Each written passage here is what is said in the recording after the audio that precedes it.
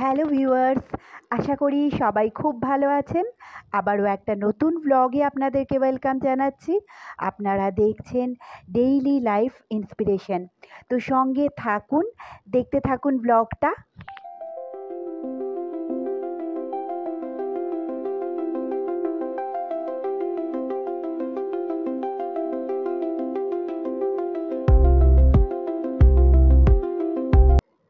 আগের ব্লগে আপনারা দেখেছেন যে আমরা এখন বদ্রীনাথ ধামে রয়েছি। এটা উত্তরাখণ্ড রাজ্যের মধ্যে পড়ছে। তো আমরা বেশ কিছুদিন হলো চারধাম যাত্রায় বেরিয়েছি, যেটা প্রথমে আমরা গেছিলাম যমুনোত্রী, তারপর গঙ্গোত্রী ধামে, তারপর গেছিলাম কেদারনাথ যাত্রায়, তারপর লাস্ট এই চারধামের মধ্যে চলে এসেছি এখন বদ্রীনাথ ধামে। এখানে পাশ দিয়ে দেখছেন অলকানন্দা নদী বয়ে যাচ্ছে। তো আমরা এখন মন্দিরে যাওয়ার যে লাইন পড়েছে, লম্বা একটা লাইন পড়েছে, তো সেই লাইনেই আমরা দাঁড়িয়ে রয়েছি।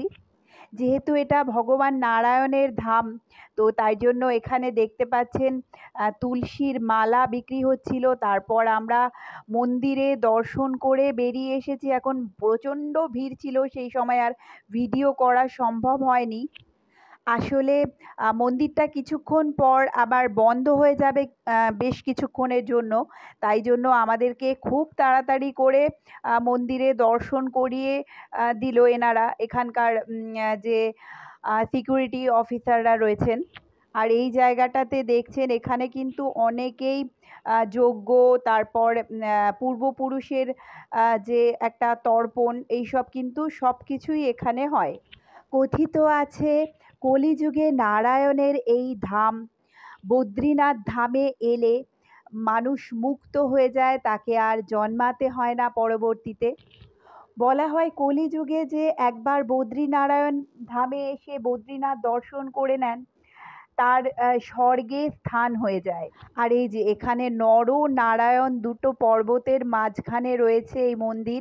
আর এবার আমরা চলে এসেছি, এটা উষ্ণ একটা কুণ্ড।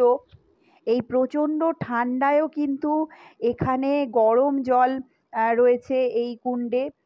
তারপর চলে এসেছি আমরা অলকানন্দা নদীর সামনে। বলা হয় এই অলকানন্দা নদী যা স্বর্গ থেকে নেমে এসেছে। আর এখানে মা অলকানন্দা কত খরস্রোতা দেখুন। এই নদীর পাশে কিন্তু অনেকে পুজো তর্পণ এইসব করছেন। এই অলকানন্দা নদী এখান থেকে বয়ে গিয়ে দেবপ্রয়াগে গিয়ে ভাগীরথী নদীর সাথে মিশেছে। বলা হয় এই নদীর সামনে যদি কেউ তর্পণ, পূজা ইত্যাদি করে, সে কিন্তু মুক্ত হয়ে যায়।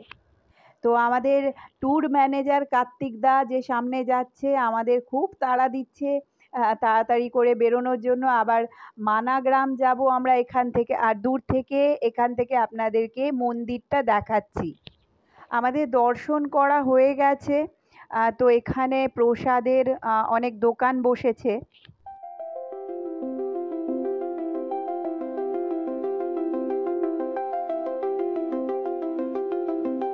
মন্দিরটা একটা পাহাড়িয়া উপত্যকা বা ভ্যালির মধ্যে রয়েছে। আর এখানকার প্রাকৃতিক সৌন্দর্য কিন্তু অপূর্ব। তো এবার আমরা এখান থেকে বেরিয়ে যাব, তার আগে এখানকার বিখ্যাত কেশর দুধ খেয়ে নিচ্ছি সবাই। এখানে অনেক জায়গায় এরকম দোকান বসেছে, তো আমরা এই দোকানটা থেকে নিয়ে নিচ্ছি। চলে এসেছি গাড়ির সামনে, বেশ অনেকটা হেঁটে তারপর আমাদেরকে আসতে হলো। আর এর পরবর্তী আমাদের গন্তব্য হলো মানাগ্রাম, যেটা এই বদ্রীনাথ ধাম থেকে খুব একটা দূরে না। তো পৌরাণিক কথায় বলা আছে এই মানাগ্রাম নাকি গন্ধর্বদের গ্রাম। আর এটাও বলা হয় এই মানা গ্রামে নাকি যদি একবার কেউ পা রাখে, তার সারা জীবনে আর টাকা পয়সা বা অর্থের কোনো অভাব হয় না। দুদিন আগেই কেদারনাথ ধামে যাত্রা করেছিলাম। তো যাওয়ার সময় ঘোড়ায় গেছিলাম, আসার সময় হেঁটে আসতে হয়েছিল। তাই জন্য প্রচণ্ড পা ব্যথা হচ্ছে, তার মধ্যেই চলছি। তো আমি এই জায়গাটায় একটু বসেছি আর এখানকার প্রাকৃতিক সৌন্দর্যটা দেখুন কি অসাধারণ। এই মানা গ্রাম হলো ভারতের শেষ গ্রাম, তারপরেই কিন্তু তিব্বত চলে আসে। আর এখানেও দেখছেন ঘোড়া, পিট্টু, পালকি সবই রয়েছে, যেটা কিনা এই গ্রামটা পুরো ঘুরিয়ে দিচ্ছে এনারা। এখানে এনাদের হাতে তৈরি অনেক উলের জিনিসপত্রও বিক্রি হচ্ছে। আর এই যে লোকাল বাড়িঘর লোকজন হলেন এরকম। হোটেলে পৌঁছাতে পৌঁছাতে আমাদের রাত হয়ে গেছিল। তো বন্ধুরা, আজকের ব্লগটা এই পর্যন্তই।